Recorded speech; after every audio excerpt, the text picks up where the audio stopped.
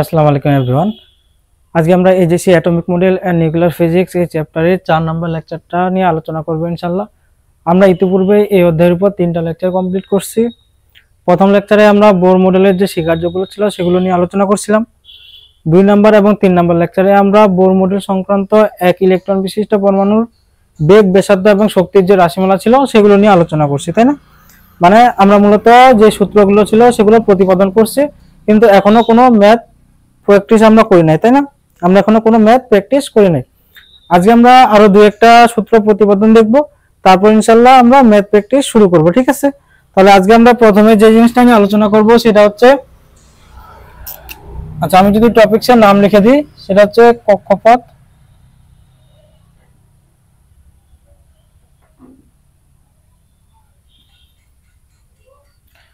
কক্ষপথ স্থানান্তরে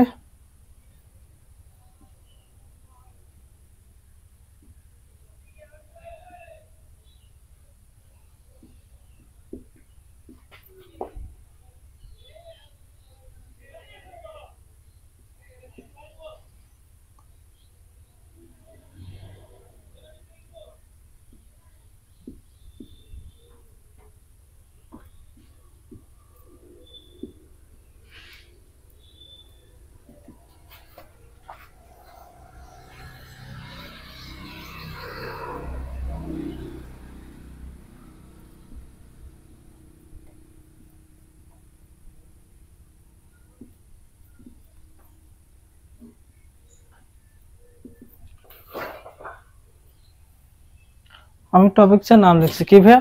কক্ষপথ স্থানান্তরে শোষিত বা বিকিরিত শক্তির কম্পাঙ্ক, তরঙ্গদৈর্ঘ্য এবং শক্তি, এই রাশিগুলো আমরা এখন প্রতিপাদন করব, তারপর আমরা ম্যাথ প্র্যাকটিস শুরু করব ইনশাআল্লাহ, ঠিক আছে? আচ্ছা,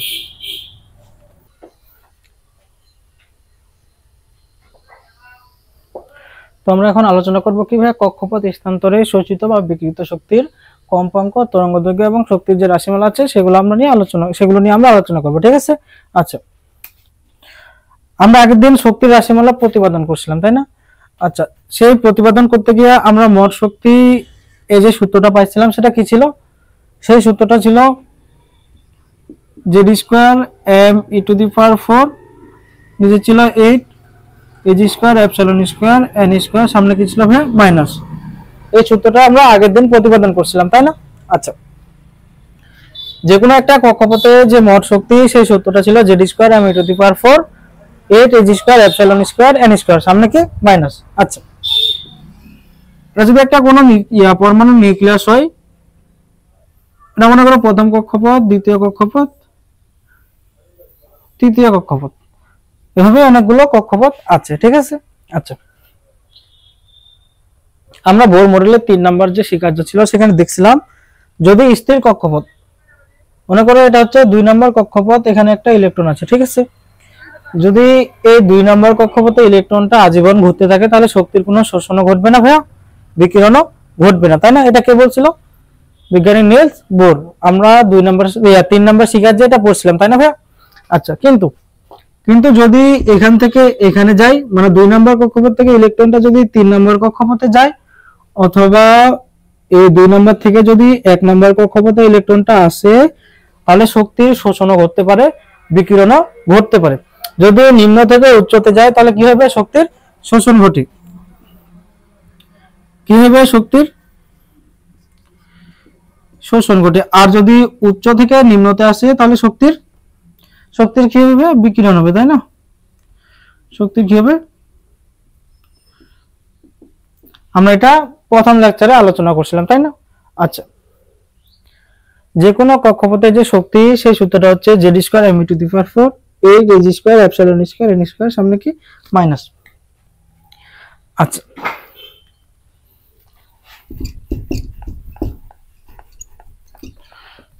এটা হচ্ছে নিউক্লিয়াস, এটা প্রথম কক্ষপথ, এটা দ্বিতীয়, এটা হচ্ছে তৃতীয়। মনে করো এখানে একটা ইলেকট্রন আছে, সেই ইলেকট্রনটা এখান থেকে এখানে চলে গেল, ঠিক আছে? মানে নিম্ন থেকে উচ্চ স্তরে গেল, তাহলে কি হবে? শক্তি কি হবে? শোষণ করবে। যে শক্তিটা শোষণ করলো সেই শক্তির নির্দিষ্ট একটা কম্পাঙ্ক আছে, তরঙ্গ দৈর্ঘ্য আছে, তাই না? এই কম্পাঙ্ক আর তরঙ্গ দৈর্ঘ্যের যে মান সেটা আমরা এখন হিসাব করে বের করব, ঠিক আছে? আচ্ছা,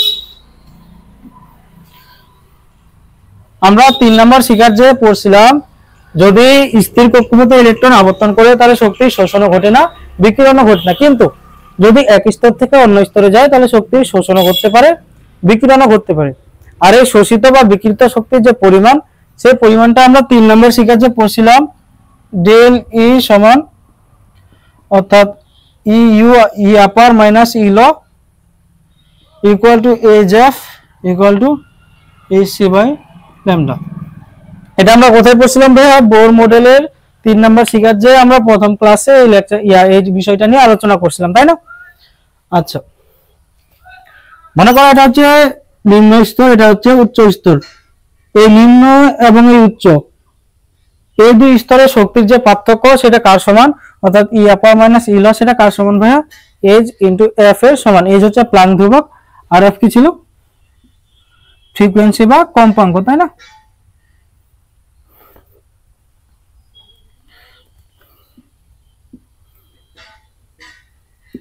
কম্পাঙ্ক, ঠিক আছে? আচ্ছা, আমি যদি এই স্তরের যে শক্তি সেটা বের করতে পারি, এই স্তরের শক্তি যদি বের করতে পারে, দুইটা যদি বিয়োগ করে দিই তাহলে আমি কি পাবো ভাইয়া? এই যে পাবো, অর্থাৎ ই আপার মাইনাস ই লো সমান এইচ এফ। এইচ তো একটা ধ্রুবক, অতএব আমি লিখতে পারবো এফ সমান ই আপার মাইনাস ই লো, নিচে হচ্ছে এইচ। তাহলে আমি কম্পাঙ্ক যেটা বের করতে চাইছি সেই কম্পাঙ্কের মানটা পেয়ে যাব না, তাই না? তাহলে আমরা জাস্ট শক্তির এই যে উচ্চ স্তরের শক্তি এবং নিম্ন স্তরের শক্তির যে সূত্র দুইটা ছিল, মানে সূত্র দুইটা আমরা বসাই দিব, জাস্ট বিয়োগ করে দিয়ে আমরা কম্পাঙ্কের মানটা পেয়ে যাবো। বুঝা গেছে আমরা কি করতে যাচ্ছি? ঠিক আছে। আচ্ছা,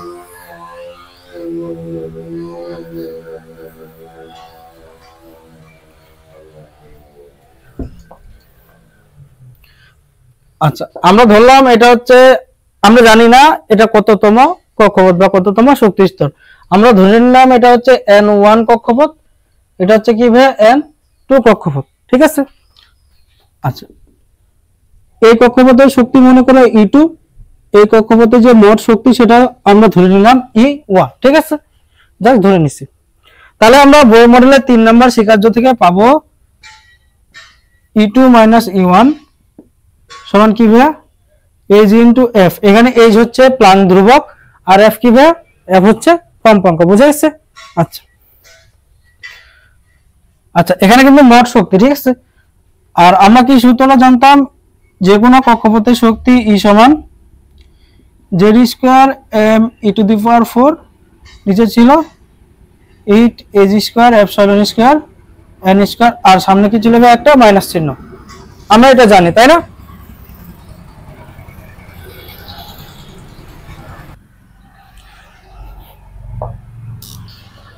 আমরা বোর মডেলের 2 নাম্বার শিখার যে জিনিসটা পড়ছিলাম, তাই না ভাইয়া?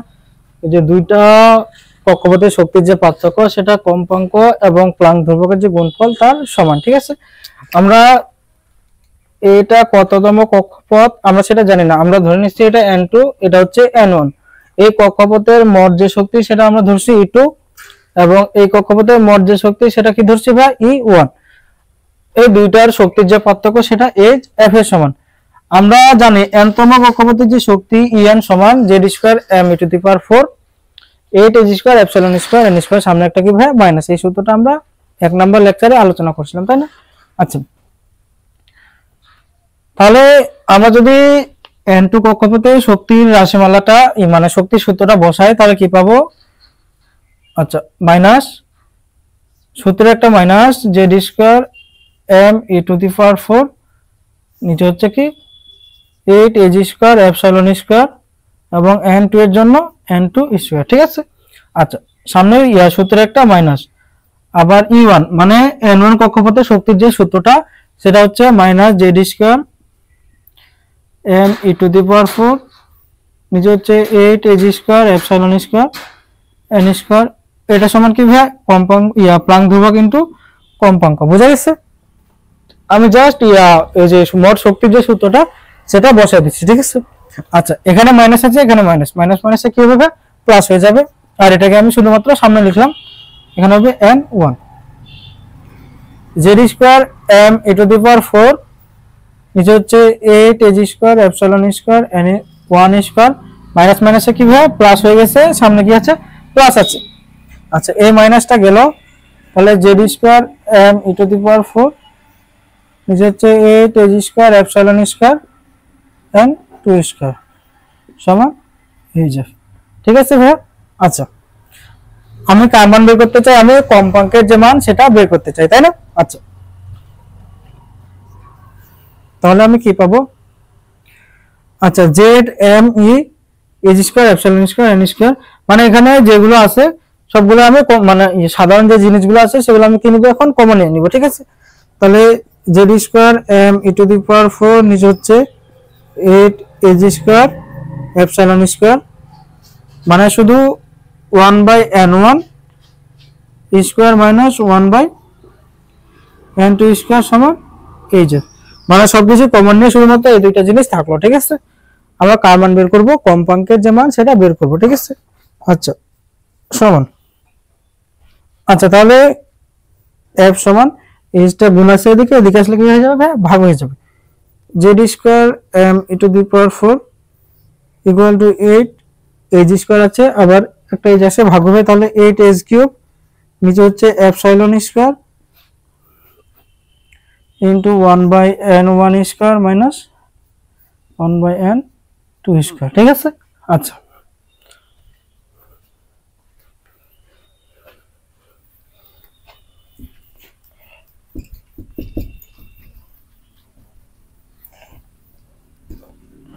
e to the power 4 8 h cube epsilon square into 1/n1 square minus 1/n2 square।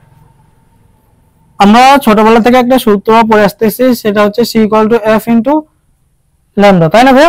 আচ্ছা তাহলে এখানে যদি আমি কম্পাঙ্কের মানটা বের করতে চাই, সেটা হচ্ছে c/λ, তাই না? আচ্ছা কেন এটা করলাম আমরা একটু পরে সবকিছু ব্যাখ্যা করব, ঠিক আছে। আচ্ছা তাহলে এখানে কম্পাঙ্ক আছে, কম্পাঙ্কের জায়গায় আমি c/λ বসাইতে পারবো ইজিলি, তাই না? আচ্ছা যদি বসাই তাহলে কি হয়, আমরা পাইছি এখানে কম্পাঙ্ক f সমান Z square m e to the power 4 is হচ্ছে 8 h cube epsilon square into 1/n1 square minus 1/n2 square, ঠিক আছে ভাই।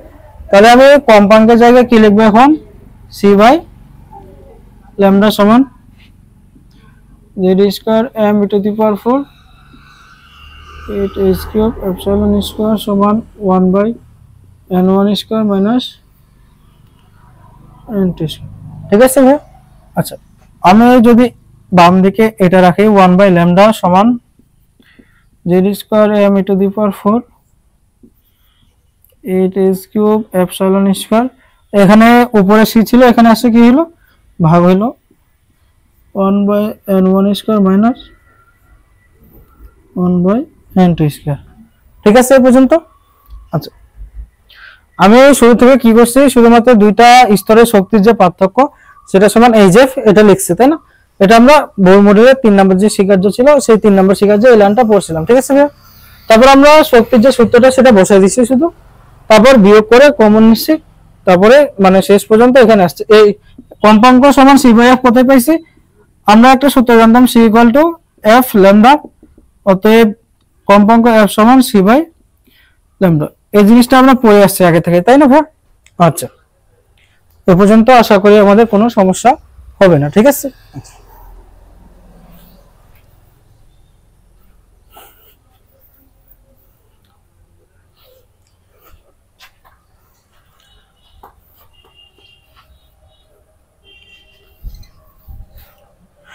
তাহলে একটা জিনিস আমরা এখানে যদি খেয়াল করি তাহলে কি হবে, এখানে দেখো তো জেড একটা নির্দিষ্ট পরমাণুর জন্য নির্দিষ্ট, যদি আমাকে সোডিয়াম বলে তাহলে পারমাণবিক সংখ্যা হবে 11, মানে জেড এর মান 11।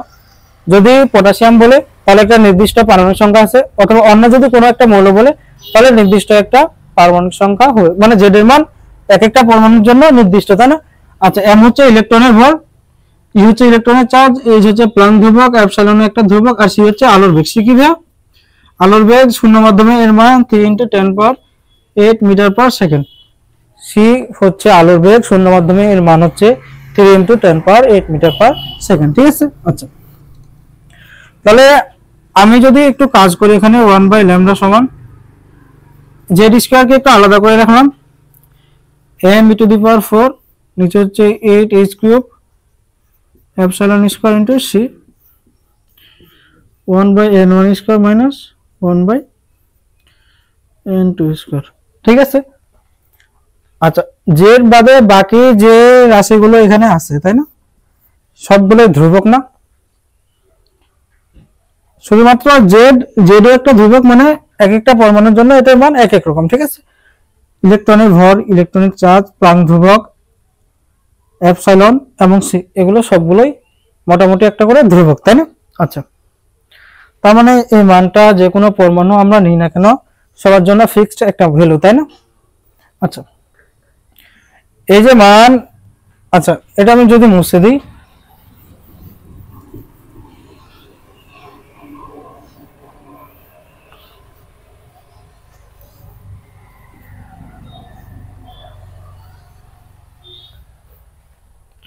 আচ্ছা তাহলে আমি এ পর্যন্ত পাইছি 1/λ = z² m z² m⁴ 8h³ ε² into c 1/n1² minus 1/n2²। আমি বলতে চাচ্ছি এই জিনিসটা হচ্ছে ধ্রুবক, যে কোনো পরমাণুই আমরা নিই না কেন সবার জন্য এইখানে যে এই যে মানটা আসবে এটা সবার জন্য একই আসবে। ঠিক আছে। আচ্ছা, এটার যে মানটা যদি আমরা হিসাব করে পাই, মানে যদি হিসাব করি তাহলে এই যে নির্দিষ্ট আমরা মানটা পাবো, সেই মানটা এগুলো যদি বসায় তাহলে যে মানটা পাবো সেই মানটা হচ্ছে 1.96 × 10⁻⁷ আর একক হচ্ছে মিটার ইনভার্স 1। এই মানটা প্রথম কে বের করছিলেন? একজন বিজ্ঞানী। এই যে ধ্রুবক, এই ধ্রুবকটাকে বলা হয় রিডবার্গ ধ্রুবক। কি ভাই? এই ধ্রুবকটাকে বলা হয় রিডবার্গ ধ্রুবক, মানে আরএইচ দ্বারা প্রকাশ করা হয়। এই মানটা হচ্ছে 1.096 × 10⁻⁷, একক হচ্ছে মিটার ইনভার্স 1। কোন ধ্রুবক ভাই? ধ্রুবকটার নাম কি? রিডবার্গ ধ্রুবক। ঠিক আছে, ধ্রুবকের নাম কি? রিডবার্গ ধ্রুবক। আচ্ছা,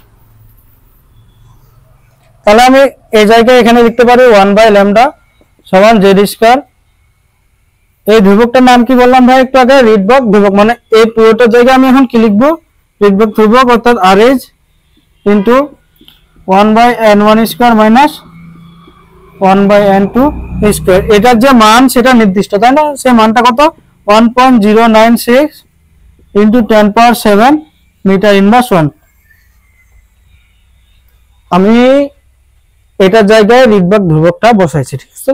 এটা যে নির্দিষ্ট মান সেটা হচ্ছে 1.096 10⁻⁷, আর ইউনিট হচ্ছে কি ভাই? Metre inverse 1। ঠিক আছে। আচ্ছা, তাহলে আমি যদি ফাইনালি লিখি অতএব 1/λ সমান z² RH 1/n1² minus 1/n2²। এই জিনিসটা আমাদের কি করা লাগবে ভাই? মাথায় রাখা লাগবে। ঠিক আছে। আচ্ছা, কঠিন কিছু কিন্তু না। 1/λ সমান z² RH, এই মানটা হচ্ছে কত? 1.096 × 10⁻⁷ মিটার ইনভার্স 1। 1/n1² মানে প্রথম যে স্তরে ছিল যে স্তরে গেছে। ঠিক আছে। অথবা আমরা বলতে পারি নিম্ন স্তর মাইনাস উচ্চ স্তর, 1/, উচ্চ স্তর। ঠিক আছে। আচ্ছা, যদি আমি একটু উদাহরণ দিই,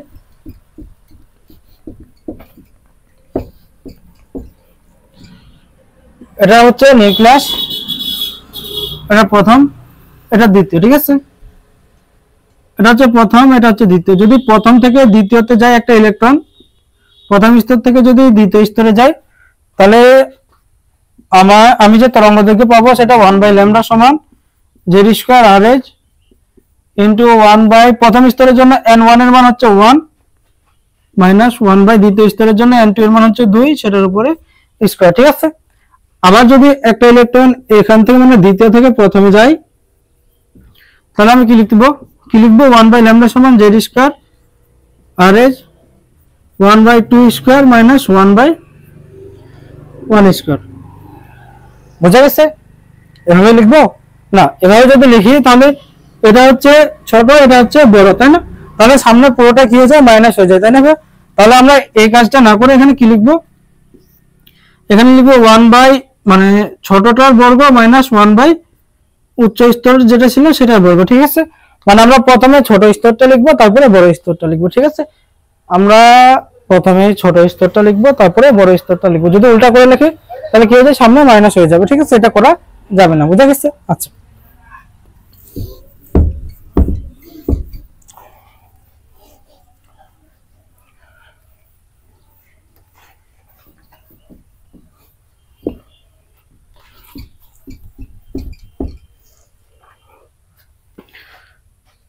তাহলে কক্ষপথ স্থানান্তরে শক্তির যে কম্পাঙ্ক, মানে আমরা এই পর্যন্ত কক্ষপথ স্থানান্তরে শক্তির যে তরঙ্গ দৈর্ঘ্য সেটা বের করছি, তাই না?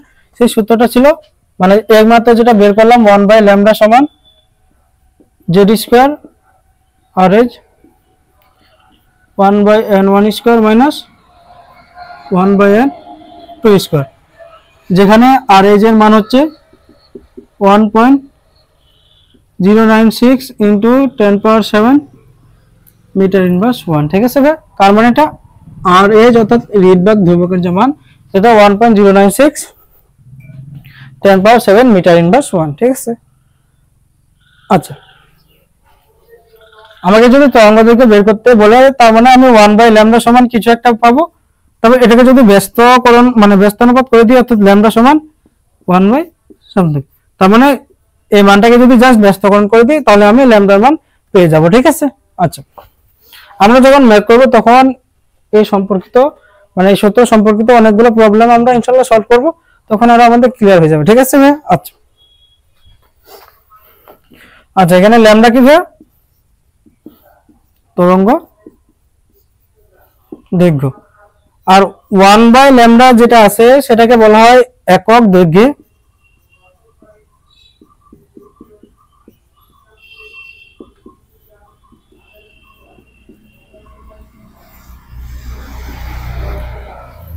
এখানে ল্যামডা হচ্ছে তরঙ্গ দৈর্ঘ্য। ঠিক আছে, আর 1/λ এর পুরো মানটা হচ্ছে একক দৈর্ঘ্যে তরঙ্গ সংখ্যা। আমাদের মনে থাকবে ল্যামডা হচ্ছে তরঙ্গ দৈর্ঘ্য, 1/λ হচ্ছে একক দৈর্ঘ্যে তরঙ্গ সংখ্যা। ঠিক আছে ভাই, বুঝা গেছে? আচ্ছা, যদি আমাকে এখান থেকে কম্পাঙ্ক বের করতে বলে, যদি কি বের করতে বলে ভাই কম্পাঙ্ক, তাহলে আমরা জানি c f ল্যামডা, তাহলে হতে 1/λ সমান কম্পাঙ্ক বাই c, তাহলে 1/λ এর জায়গায় আমি f/c বসাই দিব, তাহলে আমি কম্পাঙ্ক পেয়ে যাব। ঠিক আছে, আচ্ছা,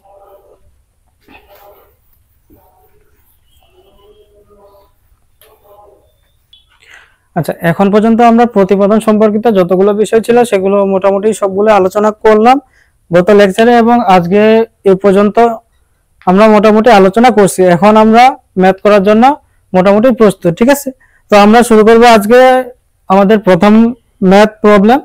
ঠিক আছে ভাই, আমরা এতদিন শুধুমাত্র প্রমাণগুলো প্রমাণ রিলেটেড যে বিষয়গুলো ছিল সেগুলো নিয়ে আলোচনা করছি। ঠিক আছে, এখন আমরা কি শুরু করব ভাই, আমাদের প্র্যাকটিস প্রবলেম আমরা ইনশাআল্লাহ শুরু করব। আমরা একদম বেসিক থেকে অ্যাডভান্স পর্যন্ত যতগুলো সমস্যা হতে পারে এই বিষয়গুলোর উপর আমরা ইনশাআল্লাহ সবগুলো নিয়ে আলোচনা করব। ঠিক আছে, শুধু আমাদের সময় লাগবে। ঠিক আছে ভাইয়া, আস্তে আস্তে আমরা ইনশাআল্লাহ সবগুলোই শেষ করব। ঠিক আছে, বুঝা গেছে? আচ্ছা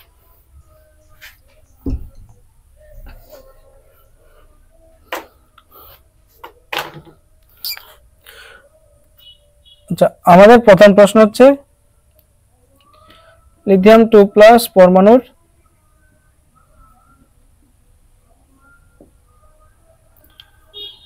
দ্বিতীয় কক্ষপথে আমরা এই একটা উদ্দীপক দিয়ে অনেকগুলো মানে যতগুলো প্রমাণ আমরা করলাম এই পর্যন্ত সবগুলো ইনশাআল্লাহ এই একটা উদ্দীপকের উপর প্রয়োগ করব। ঠিক আছে ভাই, আচ্ছা দেখো আমরা কি করি। আমাদের প্রশ্ন হচ্ছে লিথিয়াম পরমাণুর দ্বিতীয় কক্ষপথে ঘূর্ণনরত ইলেকট্রনের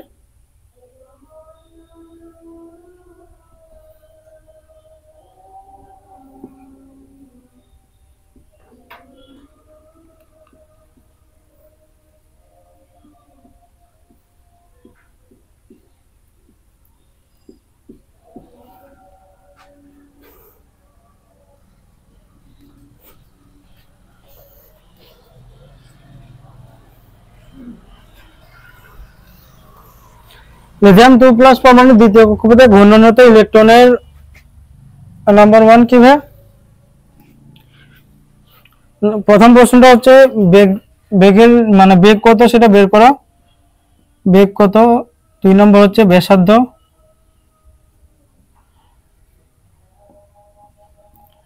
ব্যাসার্ধ কত। 3 নম্বর হচ্ছে গতি স্থিতি,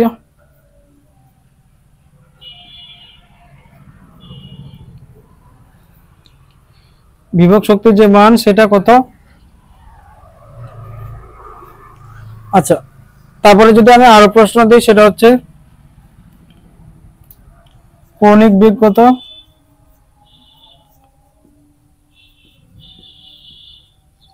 তারপর 5 নম্বর হচ্ছে ভরবেগ কত। 6 নম্বর হচ্ছে কৌণিক ভরবেগ।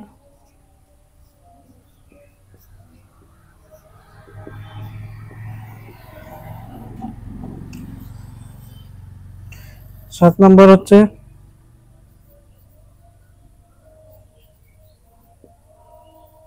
কেন্দ্রমুখী ত্বরণ কত। 8 নম্বর হচ্ছে কেন্দ্রমুখী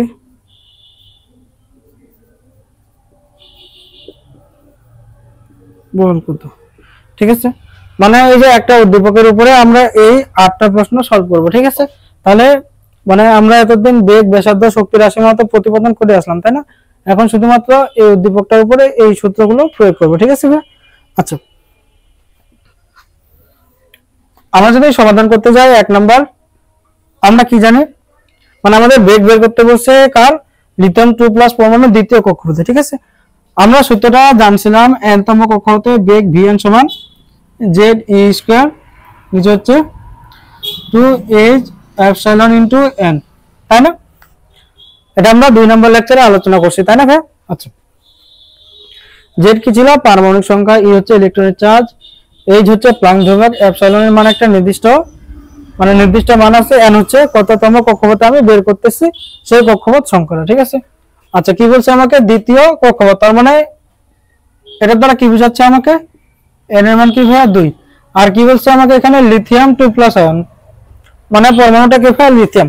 আর লিথিয়ামের যে পারমাণবিক সংখ্যা সেটার মান কত ভাইয়া, 3, আমরা এটা সবাই জানি। ঠিক আছে, আচ্ছা তাহলে আমি যদি এখানে মানগুলো বসাই, z এর মান হচ্ছে 3, e হচ্ছে ইলেকট্রনের চার্জ 1.6 tan ইনভার্স 19 কুলম্ব, ওটার উপর h², নিচে হচ্ছে 2 ইনটু h এর মান হচ্ছে 6.626 ইনটু tan ইনভার্স 34, এপসাইলন এর মান হচ্ছে 8.854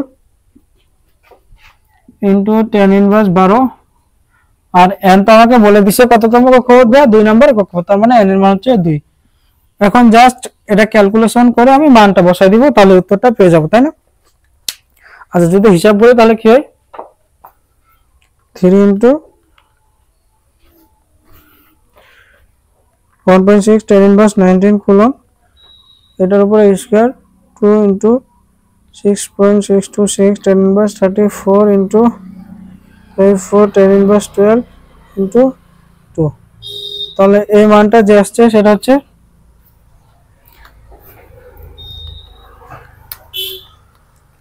আচ্ছা কি আসছে এটা,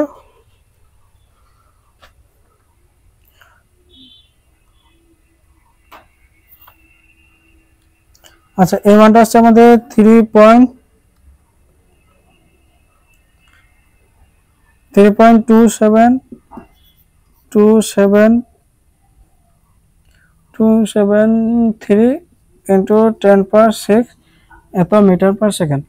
তার মানে দ্বিতীয় কক্ষপথে লিথিয়াম 2+ পরমাণু দ্বিতীয় কক্ষপথে যে বেগ, কোন একটা ইলেকট্রনের যে বেগ, সেই মানটা হচ্ছে কত, 3.273 10⁶ মিটার পার সেকেন্ড।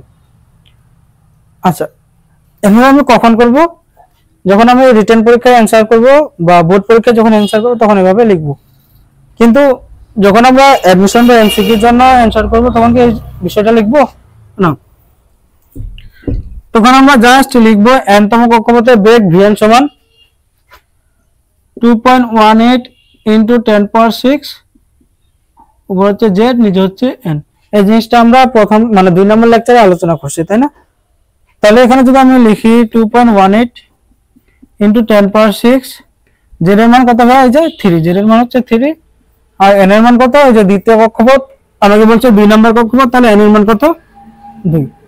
তাহলে আমি যদি এটা বসাই 2.18 10^6 ইন্টু 3 কিছু হচ্ছে ভাগ 2, তাহলে এই মানটা আসছে 3.27 ইন্টু 10^6 মিটার পার সেকেন্ড। দেখো তো দুইটা মানে একই আসছে না? প্রায় দুইটা মানে একই।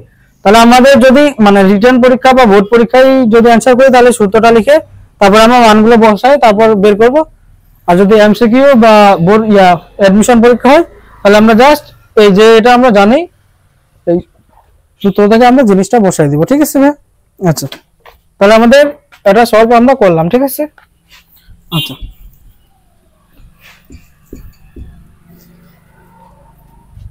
আচ্ছা আমাকে ব্যাসার্ধ বের করতে বলছে, তাই না? আচ্ছা, আমরা জানছি পড়ছিলাম এনতম কক্ষপথের ব্যাসার্ধ rn সমান n square az square epsilon, নিচে হচ্ছে পাই এম জেড ই স্কয়ার, ঠিক আছে?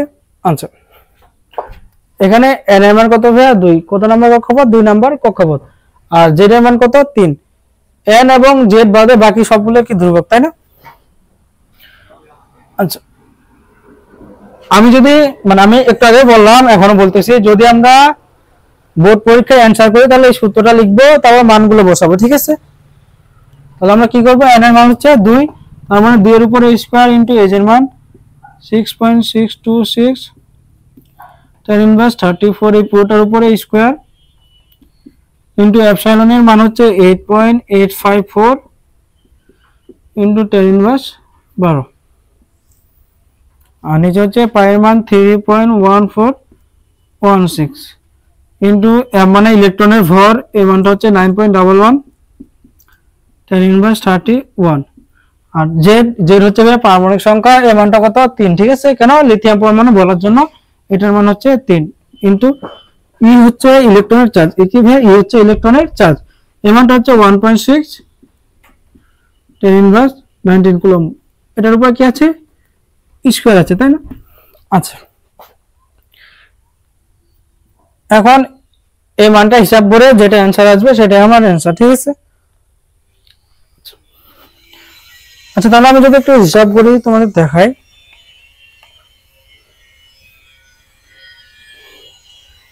ইনটু n স্কয়ার মানে 4 3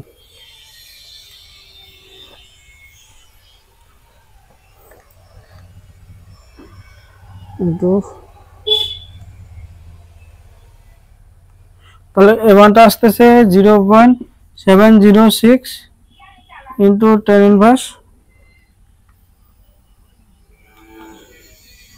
10 মিটার।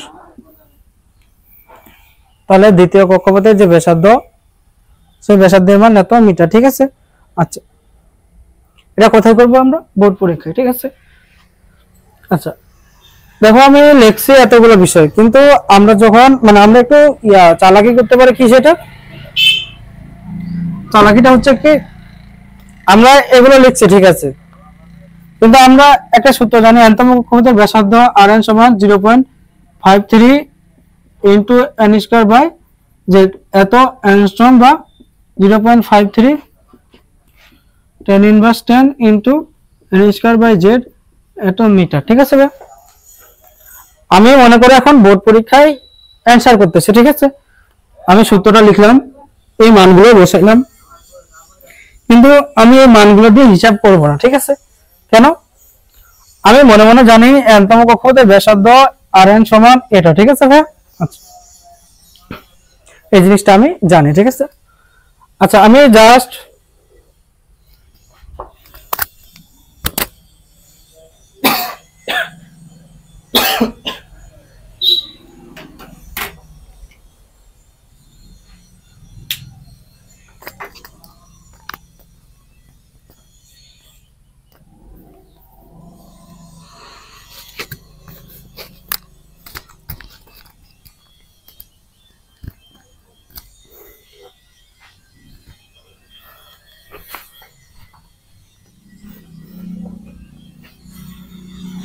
কি বললাম, মনে করো আমি এখন বোর্ড পরীক্ষায় অ্যান্সার করতেছি, আমাকে প্রশ্নে বলা হয়েছে লিথিয়াম 2+ অ্যাটম বা পরমাণু দ্বিতীয় কক্ষপথে ঘূর্ণনরত ইলেকট্রনের ব্যাসার্ধ কত, ঠিক আছে, এই প্রশ্নটা আমাকে ওরা দিচ্ছে, ঠিক আছে। এখন আমি কি করলাম, সূত্রটা লিখলাম, ঠিক আছে, সূত্রটা লিখলাম, ভদ্র ছেলের মতো মানগুলো বসাইলাম, ঠিক আছে।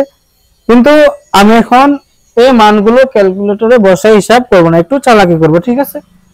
আমি একটা বিষয় জানি, এনতম কক্ষপথের যে ব্যাসার্ধ সেটা সমান 0.53 ইন্টু n²/z। আমি জাস্ট n এর মানটা যদি আমাকে বলে দেয় এবং z এর মানটা যদি আমাকে বলে দেয়, তাহলে আমি এই মানটা মানে ব্যাসার্ধের মানটা পেয়ে যাব, ঠিক আছে। আচ্ছা, আমাকে z এর মানও দিছে, n এর মানও দিছে, তাহলে আমি এখানে লিখবো 0.53 ইন্টু n এর মান হচ্ছে 2 মানে 2 স্কয়ার, z হচ্ছে 3 মানে নিচে থাকবে 3, ঠিক আছে। তাহলে আমি এখানে পাবো 0.53 ইন্টু 4/3, এটা কত আসছে 0.53 ইন্টু 4 নিচে হচ্ছে 3, এই মানটা আসছে 0.706 এত অ্যাংস্ট্রম, ঠিক আছে। মানে এত সব কিছু মানে এত কিছু না তুলে ক্যালকুলেটরে আমি জাস্ট এই জিনিসটা তুলছি আর এটা দ্বারা গুণ করে দিচ্ছি, ঠিক আছে। আচ্ছা, তাহলে আমি কত পাইলাম এখানে, এটা সমান আমি পাইছি 0.706 ইন্টু 10⁻10 এত মিটার, আর যদি আমি অ্যাংস্ট্রমে লিখি 0.706 এত অ্যাংস্ট্রম। আমার কথা বোঝা গেছে ভাইয়া? আমি বলতে চাচ্ছি যে এতগুলো জিনিস আমি আমার ক্যালকুলেটরে না বসায় আমি জাস্ট এই যে জিনিসটা জানি আমি এটা মনে করো রাফে করলাম, ঠিক আছে। আমরা বোর্ড পরীক্ষায় এটা লিখবো তারপর এই হিসাবটা রাফ করে জাস্ট এখানে বসাই দিব, ঠিক আছে। আমাকে কি স্যার দেখতে গেলে আমি কিভাবে করছি, আমি এগুলো লিখছি তারপর এটা লিখছি তারপর এটা লিখছি, মানে এত বড় হিসাব না করে আমি সহজে এটা করে দিচ্ছি, ঠিক আছে। আশা করি আমরা বুঝছি বিষয়টা। আচ্ছা, এটা কখন করবো, রিটেন পরীক্ষায়, বোর্ডের মানে এইচএসসি রিটেন পরীক্ষায় যদি আমাদের প্রশ্ন দেয় তাহলে এভাবে আমরা করব, ঠিক আছে। আচ্ছা, আশা করি বিষয়টা আমরা বুঝছি।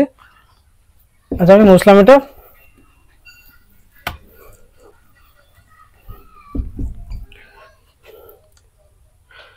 আচ্ছা, আমরা বেগ বের করছি, ব্যাসার্ধ বের করছি, এখন গতিশক্তি, বিভব শক্তি এবং মোট শক্তির যে মানটা সেটা আমরা এখন বের করব, ঠিক আছে।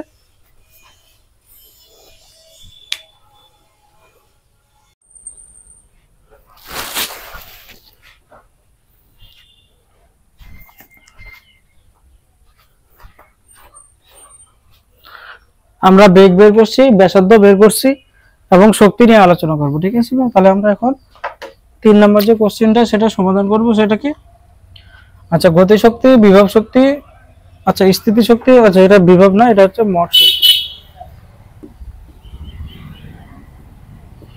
শক্তি, ঠিক আছে। এই তিনটা আমরা বের করব। আচ্ছা, গতিশক্তির যে সূত্রটা ই কে সমান আমরা কি পড়ছিলাম মনে আছে? আমাদের কি মনে আছে গতিশক্তির সূত্রটা?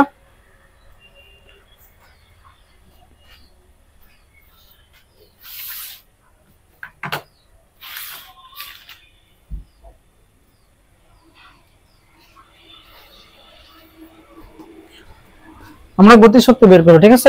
এটা যে সূত্রটা ছিল সেটা আমরা পড়ছিলাম z² m⁴ নিচে ছিল 8 a² n², তাই না ভাই? আচ্ছা, z মানে কত, এখানে z মানে বলছে লিথিয়াম পরমাণু, ওই জন্য 3 এর স্কয়ার ইনটু m হচ্ছে 9.11 10⁻31 আর এর মান হচ্ছে 1.6 10⁻19 কুলম্ব, এটার পাওয়ার হচ্ছে 4, 8 ইন্টু 6.10⁻34 8.854 10⁻12, এটার উপরে স্কয়ার আর n এর মান আমাকে বলছে ভাই 2, এই জন্য 2 এর উপরে স্কয়ার। বুঝা গেছে বিষয়টা? এখন জাস্ট আমি ক্যালকুলেশন করব। ক্যালকুলেটরে বসায় একটা নির্দিষ্ট মান আসবে, সেটা কার কাজ, সেটা তোমাদের বাসার কাজ, ঠিক আছে। আমি জাস্ট প্রসেসটা দেখাই দিলাম, জাস্ট তোমরা এখন মানগুলো বসায় এই মানটা বের করবা, ঠিক আছে। এককটা কি হবে, জুল এককে হবে। তো সবকিছু আমি এসআই এককে বসাইছি, এর জন্য শক্তির যে একক সেটা হবে এসআই একক। এককটা কি পাবো ভাই আমরা? জুল। ঠিক আছে, আচ্ছা তাহলে এটা আমাদের কার কাজ থাকবে? বাসার কাজ থাকবে। ঠিক আছে ভাইয়া, আচ্ছা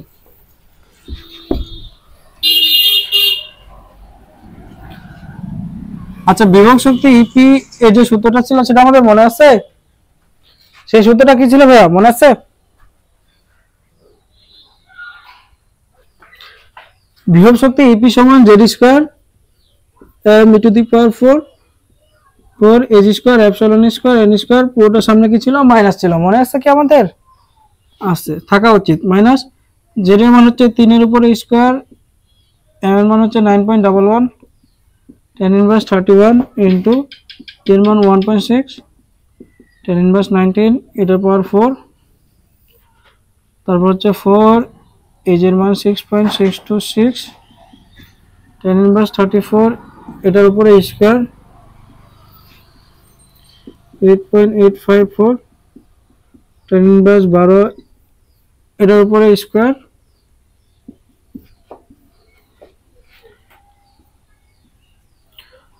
আর n মানে 2 এর উপরে স্কয়ার।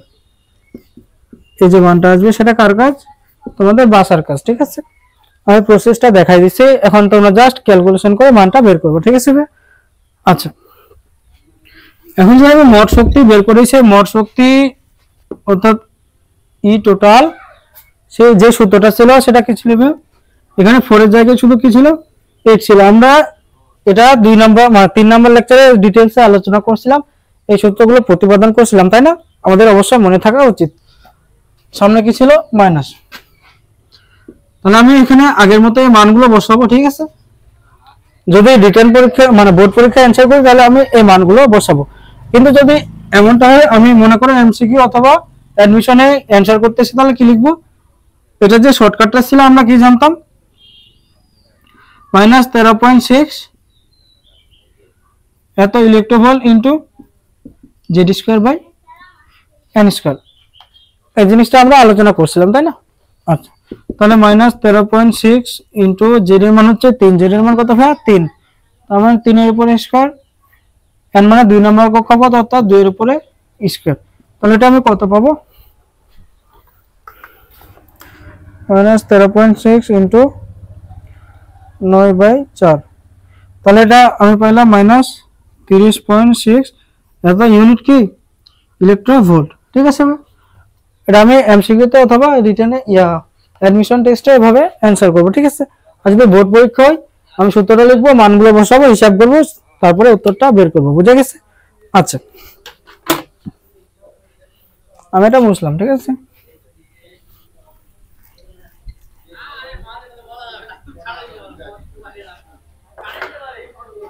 আচ্ছা 4 নাম্বার কি বলছে? কৌণিক বেগ।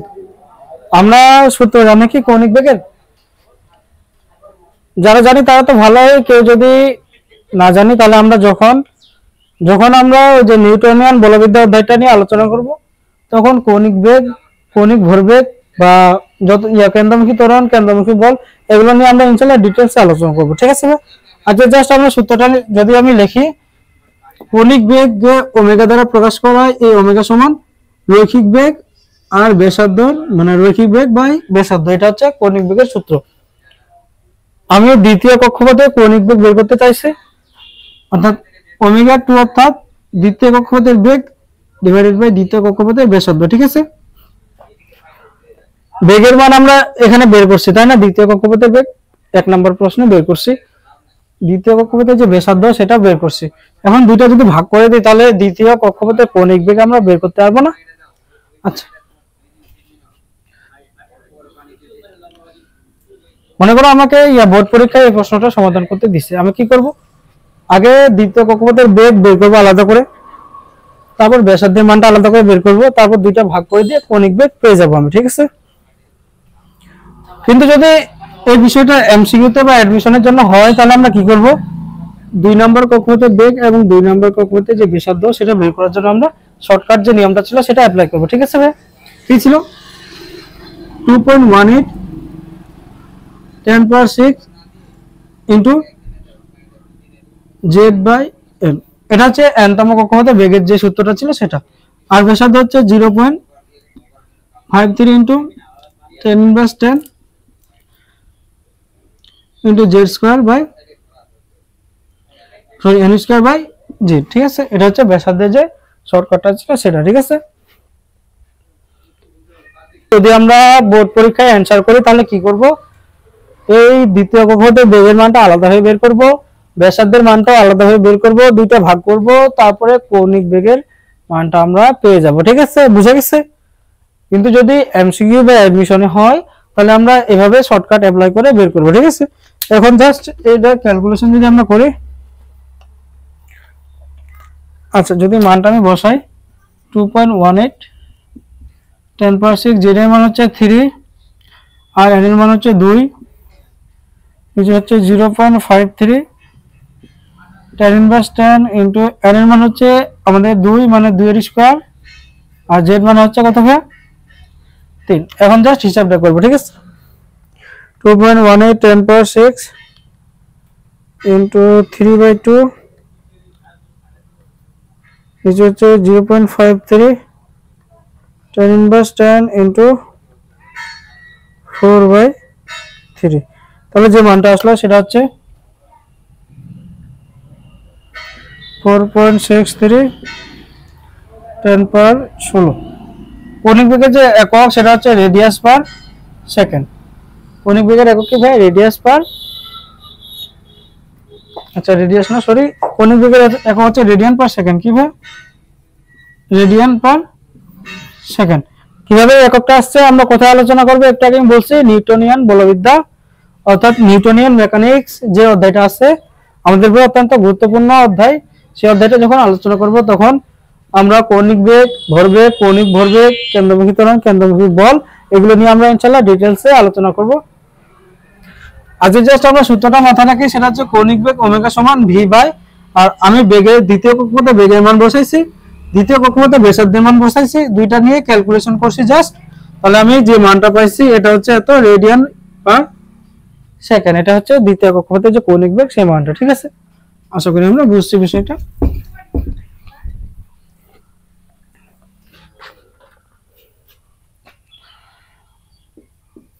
আচ্ছা ভরবেগ আমরা এখন কি বের করব, ভরবেগ। ভরবেগকে কি দ্বারা প্রকাশ করায়, পি সমান কি ভর ইনটু বেগ। আচ্ছা আমি কার ভরবেগ বের করব, ইলেকট্রনের, তাহলে আমাকে ইলেকট্রনের ভর লাগবে। আর যেহেতু আমি 2 নম্বর কক্ষপথে বের করতেছি তাহলে আমাকে 2 নম্বর কক্ষপথে যে বেগ সেই মানটা লাগবে, ঠিক আছে ভাই। আচ্ছা ইলেকট্রনের ভর হচ্ছে 9.11 10 ইনভার্স 31 ইনটু দ্বিতীয় কক্ষপথে বেগ এটার মান হচ্ছে 2.18 ইনটু 10^6। আচ্ছা এখানে হবে জেড বাই এন, জেড হচ্ছে পারমাণবিক সংখ্যা, এন হচ্ছে কততম কক্ষপথ। আমাকে এখানে বলছে কি জেড এর মান 3 আর এন হচ্ছে ভাই দ্বিতীয় কক্ষপথ, তার মানে 2।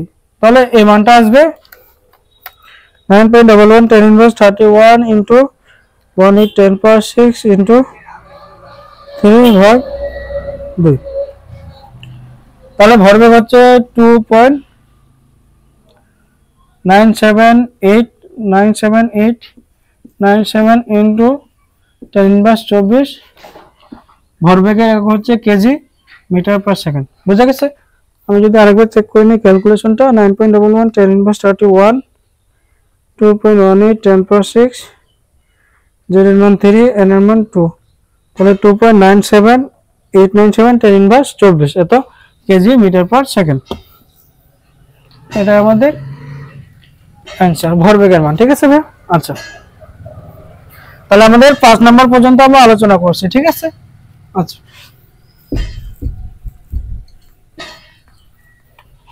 তাহলে 6 নাম্বার কি বলছে, কৌণিক ভরবেগ, ঠিক আছে। কৌণিক ভরবেগকে এল দ্বারা প্রকাশ করা হয়, সেটা হচ্ছে এম ভি আর সমান এনএইচ বাই 2 পাই।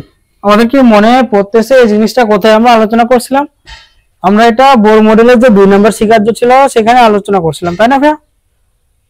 2 নম্বর শিকার্য ছিল যে কোনো স্তরে কৌণিক ভরবেগ এর মান এম ভি ইনটু আর সমান এনএইচ বাই 2 পাই এর সমান, ঠিক আছে। এই জিনিসটা আমরা বোর মডেলের যে 2 নম্বর শিকার্য ছিল সেখানে আলোচনা করছিলাম, ঠিক আছে। আচ্ছা আমি যদি বের করতে যাই এখন কৌণিক ভরবেগ, তাহলে আমার ভর লাগবে ইলেকট্রনের, দ্বিতীয় কক্ষপথে বেগ লাগবে এবং দ্বিতীয় কক্ষপথে কি লাগবে ভাই, ব্যাসার্ধ লাগবে। যেহেতু আমি 2 নম্বর কক্ষপথে কৌণিক ভরবেগ বের করতেছি, তাহলে আমি যদি লিখি m এর মান হচ্ছে 9.11 tan ইনভার্স 31, দ্বিতীয় কক্ষপথে বেগ মানে 2.18 10 পাওয়ার 6, অর্থাৎ উপরে হবে z, নিচে হবে n, z হচ্ছে 3, n এর মান হচ্ছে 2, ঠিক আছে ভাই, ইনটু এখন ব্যাসার্ধ, ঠিক আছে, যে কোনো কক্ষপথের ব্যাসার্ধ 0.53 into tan inverse 10 into z n square by z, n square by কি ছিল ভাই, n স্কয়ার বাই z। এই শর্টকাটটা আমরা শিখছিলাম, ঠিক আছে। আচ্ছা, তাহলে এখানে n এর মান হচ্ছে আমাদের কত ভাই, দেখো তো, দ্বিতীয় কক্ষপথ বলছে n এর মান 2 আর z হচ্ছে কত 3, তাহলে আমি n এর জায়গায় কি লিখব, 2 এর স্কয়ার, আর z এর জায়গায় কি লিখব ভাই, 3, ঠিক আছে। এখন জাস্ট এই জিনিসটা ক্যালকুলেশন করলে আমি কৌণিক ভরবেগের যে মান সেটা পেয়ে যাব। এই মানটা যদি আমি হিসাব করি সেটা হচ্ছে 9.11 tan ইনভার্স 31 ইনটু 2.18 10 পাওয়ার 6 ইনটু 3/2 2.53 tan ইনভার্স 10 ইনটু 4/3, তাহলে এই মানটা আসছে আমাদের 2.105 ইনটু 10 ইনভার্স 34, এটা কার মান আসছে, কৌণিক ভরবেগের মান। আচ্ছা, আমরা একটা সূত্র লিখছিলাম না, nh/2π। আচ্ছা দেখি তো, এই সূত্র দিয়ে যদি বের করি তাহলে এটাই আমাদের আসা উচিত না। আমরা এখন চেক করে দেখি তো, l সমান nh/2π, ঠিক আছে ভাই। আচ্ছা, n মানে কি 2 নম্বর কক্ষপথ, তাহলে আমি n এর মান কি লিখবো, 2 ইনটু এই যে মান আমরা জানি 6.626 tan ইনভার্স 34, আচ্ছা 2 লিখলাম, পাই এর মান হচ্ছে 3.1416, এখানে 2 আর এখানে 2, এটা কাটা যাবে না। আচ্ছা, তাহলে উপরে কি থাকলো, 6.626 tan ইনভার্স 34, নিচে হলো 3.1416, আচ্ছা এটা কত আসছে না, 2.109 ইনটু tan ইনভার্স 34, আচ্ছা প্রায় একই আসছে না, দুইটা মানই প্রায় একই, ঠিক আছে ভাই। তাহলে এটা হচ্ছে কৌণিক ভরবেগের সূত্র, এটা হচ্ছে কৌণিক ভরবেগের সূত্র, এটা হচ্ছে 2.109। আচ্ছা, এটাকে আমরা কি লিখতে পারবো, 2.11 ইনটু 10 ইনভার্স 34, আর এটাকে আমরা লিখতে পারবো 2.11 ইনটু 10 ইনভার্স 34। তার মানে দুই ক্ষেত্রে যে মান আসছে সেই দুইটা একই, ঠিক আছে। তাহলে এটাও কৌণিক ভরবেগের সূত্র, এটাও হচ্ছে কৌণিক ভরবেগের সূত্র, বুঝা গেছে। আচ্ছা,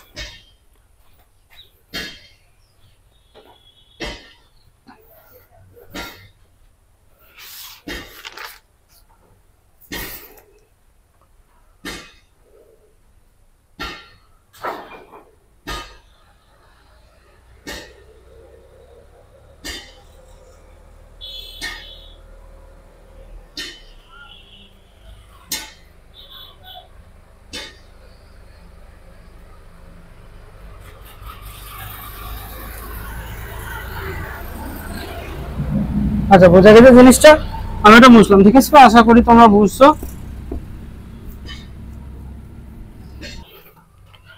আচ্ছা, এখন আমাদের যে জিনিসটা বাকি থাকলো সেটা হচ্ছে কেন্দ্রমুখী ত্বরণ। আমরা কেন্দ্রমুখী ত্বরণ এই রাশিটা নিয়ে নিউটনিয়ান মেকানিক্স অধ্যায়ে অত্যন্ত ডিটেইলসে ইনশাআল্লাহ আলোচনা করব। এখন জাস্ট আমরা সূত্রটা মাথায় রাখি বা দেখি, সেটা হচ্ছে কেন্দ্রমুখী ত্বরণ AC = v²/r, ঠিক আছে। আচ্ছা, আমি যেহেতু 2 নম্বর কক্ষপথের কেন্দ্রমুখী ত্বরণ বের করতেছি, তাই না, তাহলে 2 নম্বর কক্ষপথের বেগের বর্গ, নিচে হচ্ছে 2 নম্বর কক্ষপথের ব্যাসার্ধ। 2 নম্বর কক্ষপথের বেগ সেটা আমরা বের করছি, তাই না, এই যে বেগ বের করছি, ব্যাসার্ধের মানটাও বের করছি, দুইটা জায়গায় বসাই দিয়ে ভাগ করে দেবো ভাই, ঠিক আছে।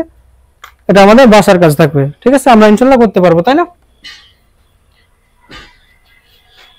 আচ্ছা, এরপরে আমাদের সবার শেষে যে জিনিসটা বাকি থাকলো সেটা হচ্ছে 8 নম্বর অঙ্ক, কেন্দ্রমুখী বল FC, এটা যে সূত্র সেটা হচ্ছে mv²/r। আমি আবারও বলতেছি, এই বিষয়গুলো নিয়ে আমরা নিউটনিয়ান বলবিদ্যা অধ্যায়ে অত্যন্ত বিস্তারিতভাবে ইনশাআল্লাহ আলোচনা করব, ঠিক আছে। তাহলে এখানে ইলেকট্রনের ভর বসাবো, দ্বিতীয় কক্ষপথে বেগ বসাবো, দ্বিতীয় কক্ষপথে ব্যাসার্ধ বসাবো, তাহলে একটা নির্দিষ্ট অ্যান্সার পাবো এত নিউটন, ঠিক আছে ভাই, বোঝা গেছে? আচ্ছা, তাহলে আমরা একটা উদ্দীপকের উপর 1 থেকে 8টা অঙ্ক সমাধান করলাম, তাই না? আচ্ছা, যে অঙ্কগুলো সমাধান করলাম আমরা, আশা করি তোমরা সবাই এটা বুঝছো, ঠিক আছে ভাইয়া? তাহলে আমি এটা বুঝলাম।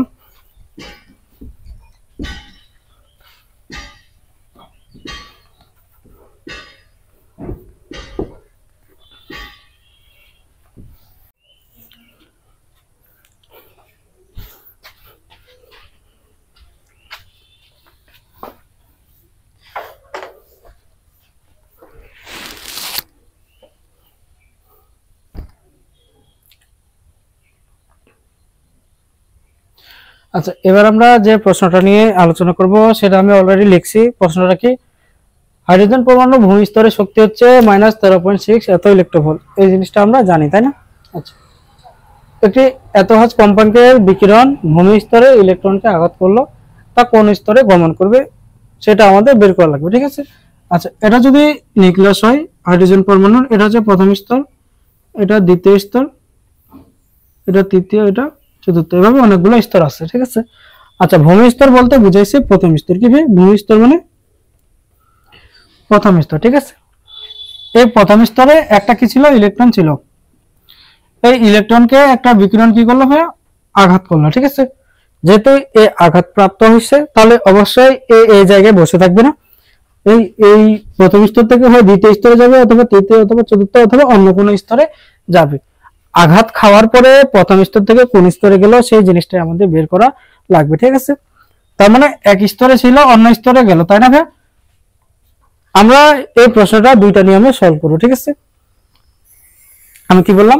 এই যে অঙ্কটা আমাদের উপরে দেওয়া হয়েছে, এটা আমরা দুইটা প্রসেসে সলভ করব, যার যেটা পছন্দ সে সেটা ফলো করবে, ঠিক আছে। আচ্ছা, আমরা একটু আগে একটা সূত্র প্রতিপাদন করলাম, সেটা কি? কক্ষপথ স্থানান্তরে যে শক্তি, সেই মানটা হচ্ছে, আমরা একটা সূত্র পড়লাম, সেটা হচ্ছে 1/λ সমান z² RH into 1/n1² minus 1/n2², ঠিক আছে। আচ্ছা, আমরা এটা জানি c = f λ, তাহলে 1/λ সমান f/c।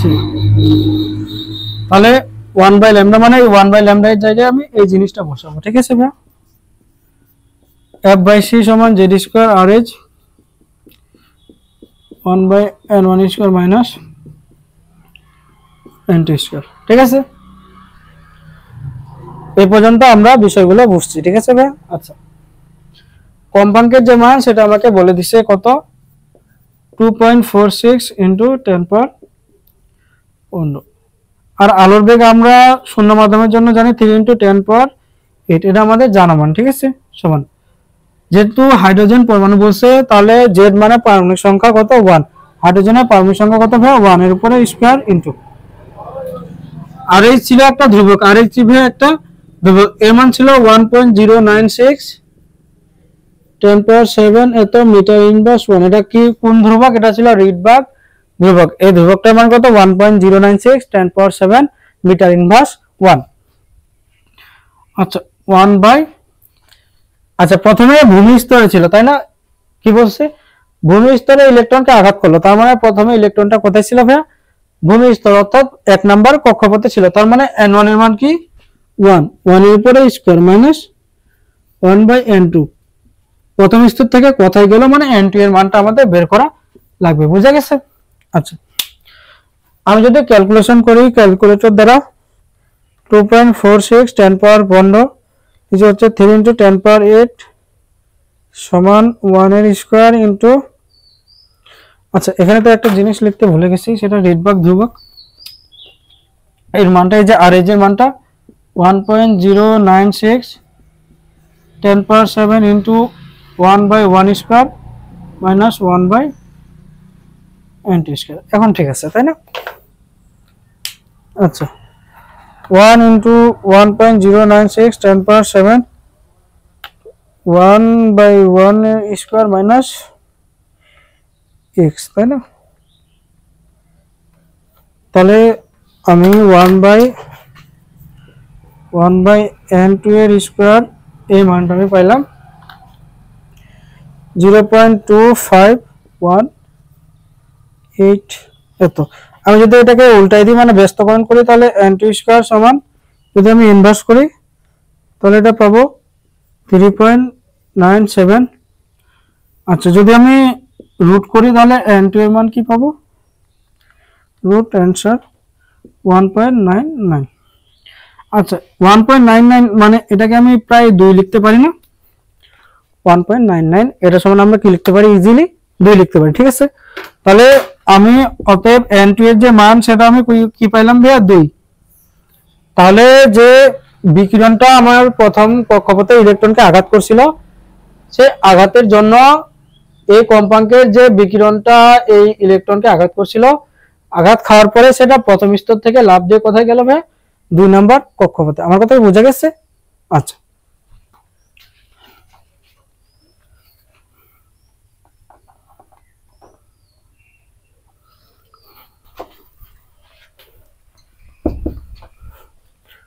আমরা এই সূত্রটা জানতাম আগে থেকেই।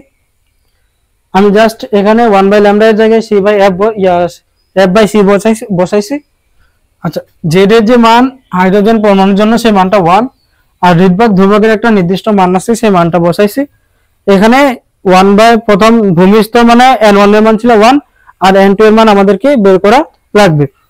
এটা আমি জাস্ট এই সমীকরণটা ক্যালকুলেটরে বসাই দিছি, ঠিক আছে? এক চলক বিশিষ্ট যে সমীকরণ সেটা আমরা ক্যালকুলেটরে ইজিলি সলভ করতে পারি, ঠিক আছে ভাই? বসাই দিয়ে 1/n2 স্কয়ারের মান আমি পাইছি, এটা তারপরে n2 এর মান পাইলাম, এটা এখান থেকে জাস্ট ইনভার্স করে দিচ্ছি। তার মানে n2 এর মান কত পাইছি ভাইয়া? 2 নাম্বার কক্ষপথ। তাহলে প্রথম কক্ষপথ থেকে আঘাত খাওয়ার ফলে 2 নাম্বার কক্ষপথে ইলেকট্রনটা স্থানান্তরিত হবে, ঠিক আছে? এটা ছিল প্রসেস 1। এখন আমরা আরেকটা নিয়মে এই প্রশ্নটা দেখব, ঠিক আছে ভাইয়া?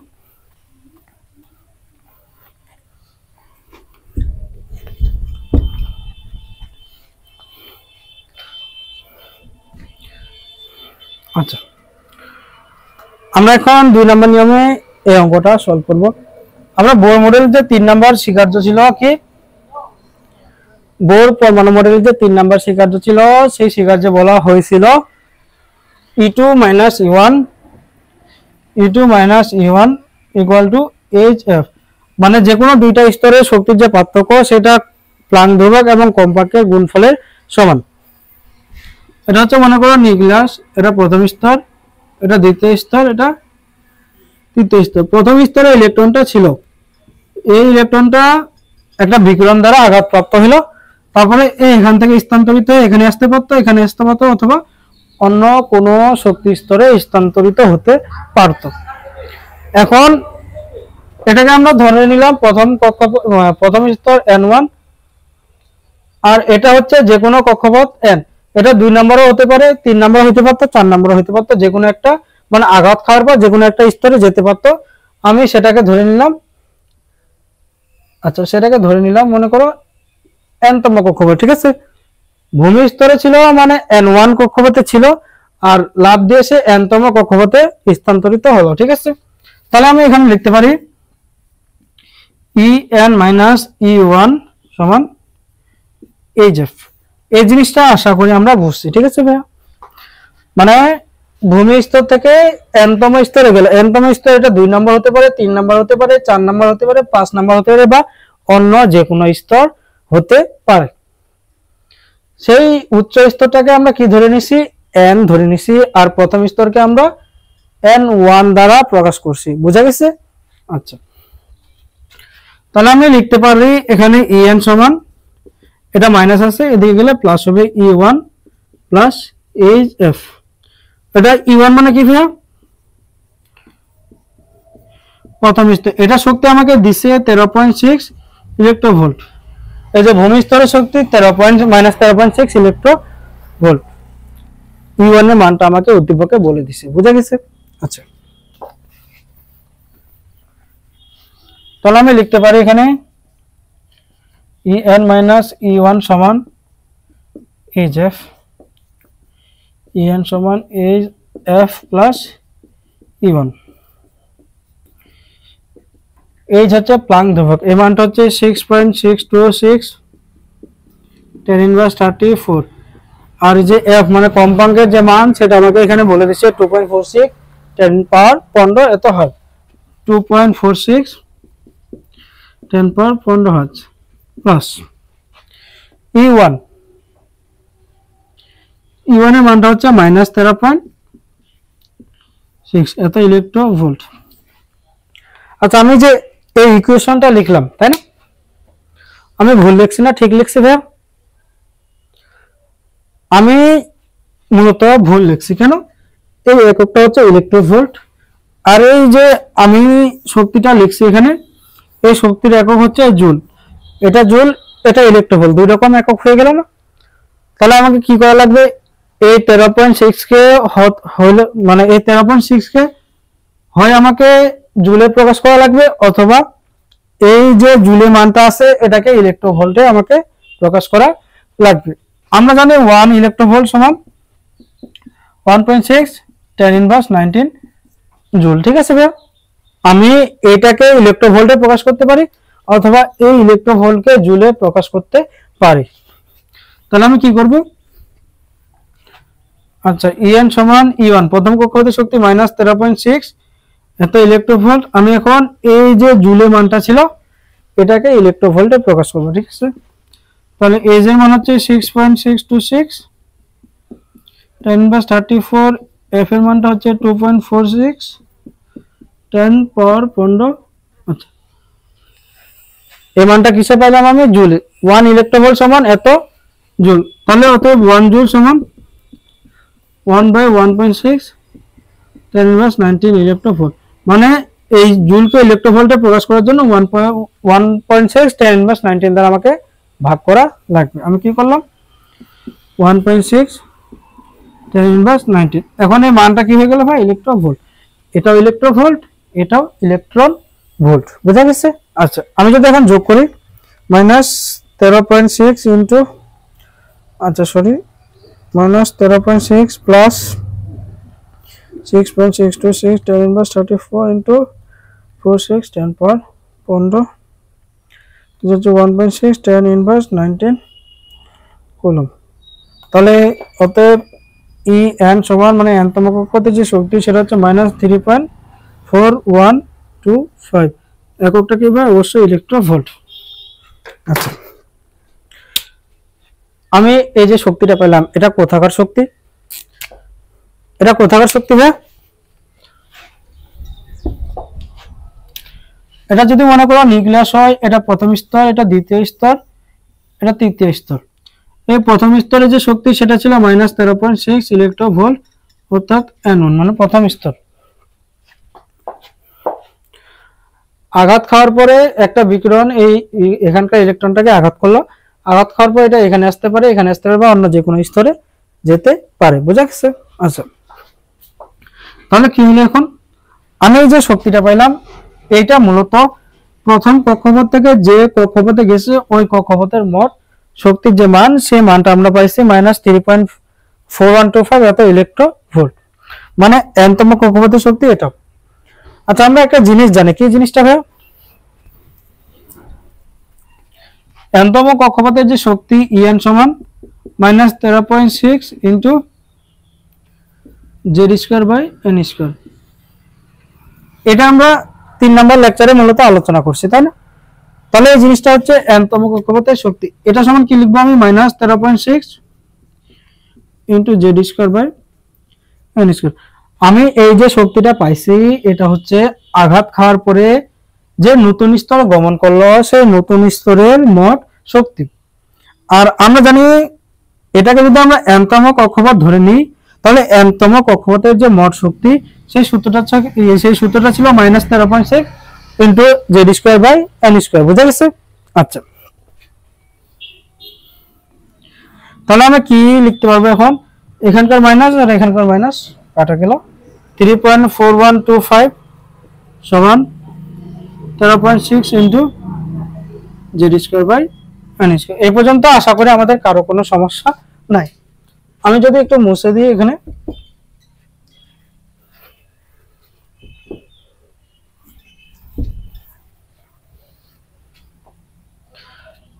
জেড হচ্ছে হাইড্রোজেন পরমাণুর পারমাণবিক সংখ্যা, তার মানে 1। এন হচ্ছে আমি কততম কক্ষপথে গেছে সেটা আমি বের করব, মানে এন এর মান আমি বের করব, ঠিক আছে। তাহলে আমি লিখতে পারি জেড এর মান অর্থাৎ 1 এর square by N square into 13.6 সমান 3.4125। তাহলে আমি যদি ইনভার্স করে দিই তাহলে এন স্কয়ার সমান 13.6, নিচে হচ্ছে 3.4125। বোঝা গেছে কি বিষয়টা? আচ্ছা, আমি যদি একটু ভাঙাভাঙি করি, 1 বাই এন স্কয়ার সমান 3.4125। এটা গুণ ছিল, 13.6 এখানে গুণ ছিল, এখানে আছে কি হবে ভাগ হয়ে যাবে 13.6। এখন আমি বাম পক্ষে ইনভার্স করব, ডান পক্ষে ইনভার্স করব। তাহলে এন স্কয়ার সমান কি পাবো 13.6, নিচে হচ্ছে 3.4125। এটা সমান কত পাই? 13.6 নিচে হচ্ছে 3.4125। তাহলে এই মানটা আসলো 3.985। সেটা হচ্ছে এন স্কয়ারের মান।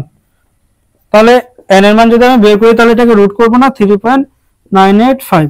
এটাকে যদি আমি রুট করি তাহলে কত পাবো? এই যে আগের মতো 1.996। তাহলে এই জিনিসটাকে আমরা কি লিখতে পারি? প্রায় 2, ঠিক আছে। তাহলে আমরা আগের নিয়মটাতে যে সলভটা করছিলাম সেটাতেও পাইছিলাম নিম্ন স্তর থেকে, মানে ভূমি স্তর থেকে 2 নম্বর স্তরে গমন করছিল। এখনো ভূমি স্তর থেকে আঘাত করার ফলে কয় নাম্বার স্তরে গমন করছে? 2 নাম্বার স্তরে। বোঝা গেছে কি বিষয়টা? আমরা দুইটা প্রসেসে এই অঙ্কটা সলভ করলাম। যাকে যেটা ভালো লাগে সে সেটা ফলো করবা, ঠিক আছে। যার যেটা ইচ্ছা সে সেটা অনুসরণ করবে, ঠিক আছে। আমি বিষয়টা বুঝলাম।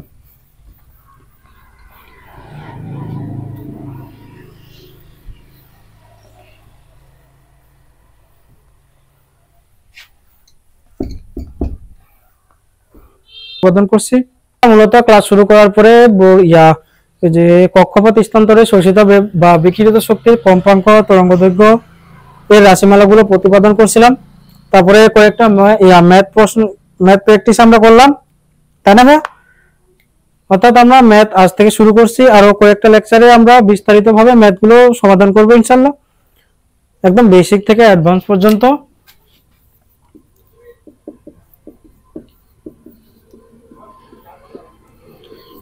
বেসিক থেকে অ্যাডভান্স পর্যন্ত একাডেমিক পরীক্ষায় বলো অথবা অ্যাডমিশন পরীক্ষায় বলো, যেখানকার কথাই বলো না কেন তুমি, আমরা যে ম্যাথগুলো সলভ করবো ইনশাল্লাহ সব জায়গাতে আমরা কমন পাবো, ঠিক আছে ভাইয়া। মানে একদম বেসিক থেকে অ্যাডভান্স পর্যন্ত যা কিছু লাগে এই অধ্যায়ের উপরে বা এই টপিক্সের উপরে আমরা সব কিছু ইনশাল্লাহ আলোচনা করব আমাদের এই লেকচারগুলোতে, ঠিক আছে ভাইয়া। আমাদের শুধু ধারাবাহিকভাবে আমরা মানে ক্রমান্বয়ে যে লেকচারগুলো আমরা আপলোড দিব সেগুলো তোমরা কমপ্লিট করবে আর নোট করবে, ঠিক আছে ভাইয়া। তাহলে আজকে আমরা এই পর্যন্তই রাখবো। আগামীকালকে আমরা মানে আগামী লেকচারে ইনশাল্লাহ আমরা আরো অনেকগুলো ম্যাথ সলভ করব। এভাবে আমরা নিউক্লিয়ার অ্যাটমিক মডেলের এই পার্টটা শেষ করব। তারপরে নিউক্লিয়ার ফিজিক্স মানে তেজস্ক্রিয়তার যে অংশটা আছে ওইটা আমরা শুরু করব, ঠিক আছে। আমরা আরো কয়েকটা লেকচার ম্যাথগুলো সলভ করব, তারপরে আমরা নিউক্লিয়ার ফিজিক্স অর্থাৎ তেজস্ক্রিয়তার যে অংশটা আছে ওইটা আমরা শেষ করব, ঠিক আছে ভাই। এভাবে আমরা এই অধ্যায়টা অ্যাপ্রোচ করব, ঠিক আছে। তো আজকে আমরা এই পর্যন্তই রাখবো, দেখা হবে ইনশাল্লাহ আগামী লেকচারে। সবাই ভালো থাকো, ভালোভাবে পড়াশোনা করো, দেখা হবে ইনশাল্লাহ।